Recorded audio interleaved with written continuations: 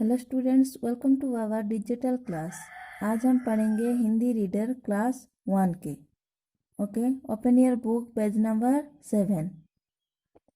आज हम पढ़ेंगे एक कहानी, अपना अपना स्वभाव। इस कहानी का नाम क्या है? अपना अपना स्वभाव। एक महात्मा बरसाती नदी में नहा रहे थे। उन्होंने देखा एक बिच्छू नदी के धार में बह जा रहा है। एक महात्मा बरसाती नदी में नहा रहे थे। बरसाती महात्मा मतलब जानते हो? ये है हमारी महात्मा, ज्ञानी, सन्यासी, ऋषि भी कह सकते हैं उन्हें। तो उन्हें एक महात्मा जो है बरसाती नदी में, बरसाती जो नदी सिर्फ बारिश के मौसम में आती है, मतलब बारिश के मौसम में जो नदी भर कर आती है उसको क्या कहते हैं? बरसाती नदी। एक महात्मा बरसाती नदी में नहा रहे थे। नहाना मतलब जानते हो ना आप सब? नहा रहे थे।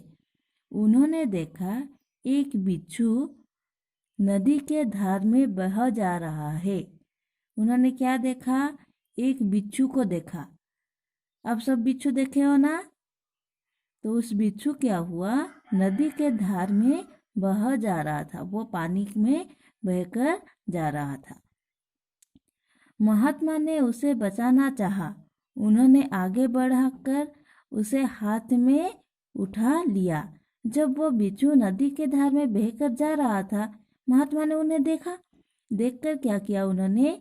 उन्हें बचाने की चाह रखे। उन्होंने आगे बढ़कर उस बिच्छू को अपने हाथों में उठा लिया। बिच्छू ने महात्मा के हाथ में डंक मारा। जैसे ही बिच्छू को महात्मा अपने हाथों में उठाए, बिच्छू ने क्या किया? उनके हाथ में डंक मारा। जानते हो बिच्छू के डंक होता है। अब सब बिच्छू देखे हो ना?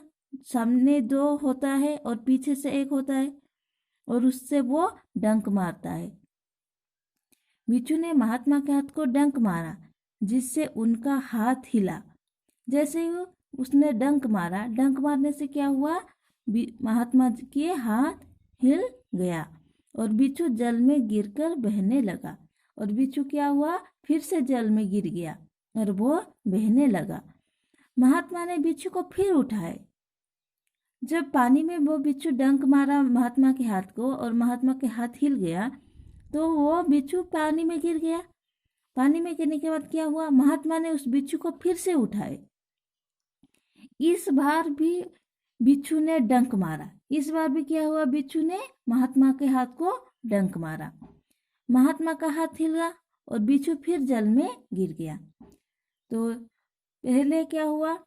नदी में बह जा रही थी बिच्छू, उसको महात्मा ने उठाया अपने हाथ से, और जैसे उसने हाथ में उठाए तो बिच्छू ने उनको डंक मारा और महात्मा के हाथ हिल गया और बिच्छू नदी में गिर गया। दूसरे बार भी महात्मा ने फिर से उसको उठाए अपने हाथों में और बिच्छू ने फिर से उनको डंक मारा, और इस बार भी उनके हाथ हिल गया और बिच्छू पानी में गिर गया। महात्मा ने फिर से उठाए। फिर जब हाथ से गिरा बिच्छू ने, तो उसके बाद महात्मा फिर से उसे उठाए। पास नहाने वाला एक सज्जन ने महात्मा से कहा, आप ऐसे क्यों कर रहे हो? देखते नहीं कि वो बार बार आपको डंक मारता है। तो उनके पास और एक सज्जन मतलब एक अच्छे आदमी, भले आदमी नहा रहे थे।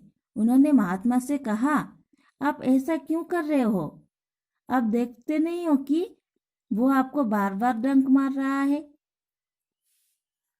क्योंकि बिच्छू उनको डंक मार रहा था।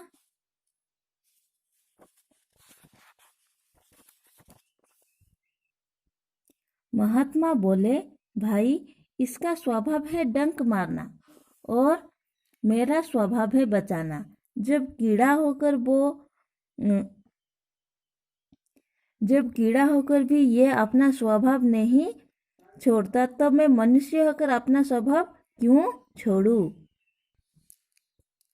जब वो सज्जन व्यक्ति ने कहा कि बिच्छू आपको बार बार डंक मार रहा है, फिर भी आप उन्हें क्यों बचा रहे हो, तो महात्मा ने बोले कि भाई इसका स्वभाव है डंक मारना, और जब एक कीड़ा होकर वो अपनी स्वभाव को नहीं छोड़ता, और मैं तो एक मनुष्य हूँ, और मनुष्य होकर कैसे मैं अपने स्वभाव को छोड़ूं।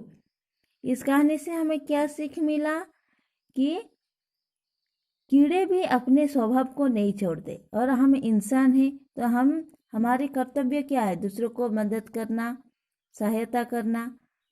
महात्मा का स्वभाव क्या है, दूसरों को बचाना, और बिच्छू का स्वभाव क्या है, डंक मारना। जब बिच्छू उनका अपना स्वभाव नहीं छोड़ पाया, डंक मारने की स्वभाव जो है वो नहीं छोड़ पाया, क्या महात्मा अपना स्वभाव छोड़ेंगे? नहीं, वो भी उन्हें बार बार बचाते रहे। तो आप सबको ये कहानी समझ में आ गया, एक बिच्छू की वो अपने स्वभाव के लेकर कैसे रहा है। तो यहाँ पे देखो कुछ शब्द का अर्थ है। सज्जन, सज्जन मतलब भला आदमी। स्वभाव मतलब आदत। बरसाती नदी मतलब वो नदी जो केवल बरसात में जल से भरी रहती है। अब यह है प्रश्न उत्तर, आपको ये सब कहाँ पे नोट पे करनी है। देखो, सही कथन पर ठीक चिन्ह लगाओ। एक बिच्छू नदी के धार में बह जा रहा था।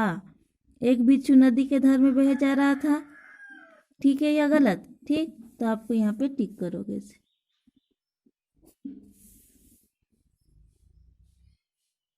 महात्मा ने बिच्छू को हाथ में उठा लिया। महात्मा ने बिच्छू को हाथ में उठा लिया, हाँ, तो आप यहाँ इसको भी टिक करोगे। एक सज्जन ने बिच्छू को डंडे से मारा। क्या सज्जन ने बिच्छू को डंडे से मारा? नहीं, तो ये गलत है। बिच्छू ने डंक मारा। बिच्छू ने डंक मारा, हाँ, बिच्छू ने डंक मारा। हम देखो ये 2 नंबर, हाँ या नहीं में उत्तर दो। क्या महात्मा तालाब में नहा रहे थे? तालाब में नहा रहे थे क्या? नहीं, महात्मा कहाँ नहा रहे थे? बरसाती नदी में। आप यहाँ पे लिखोगे नहीं।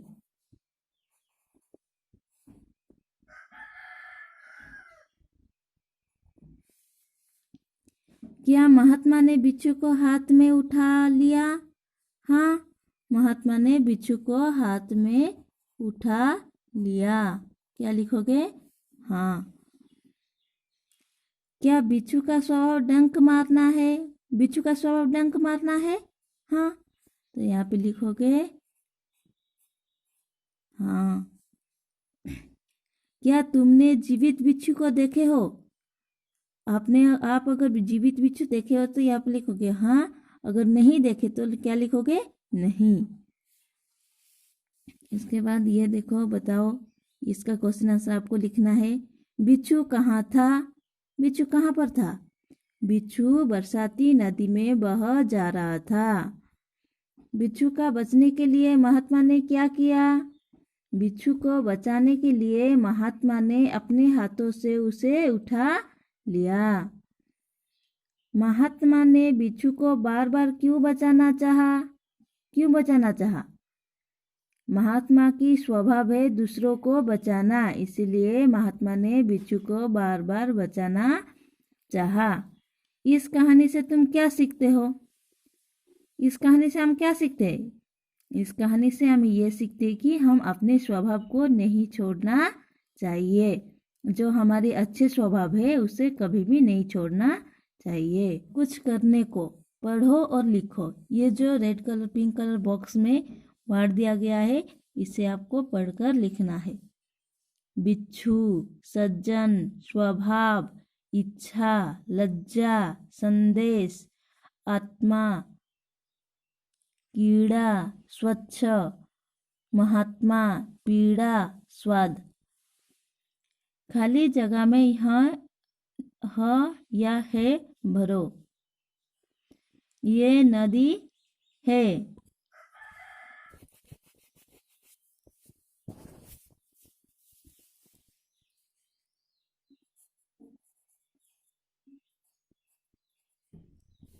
ये नदियाँ है, ये बिच्छू है, ये मेरे भाई है। यहाँ पे ऐसे लिखना है, ये पति है।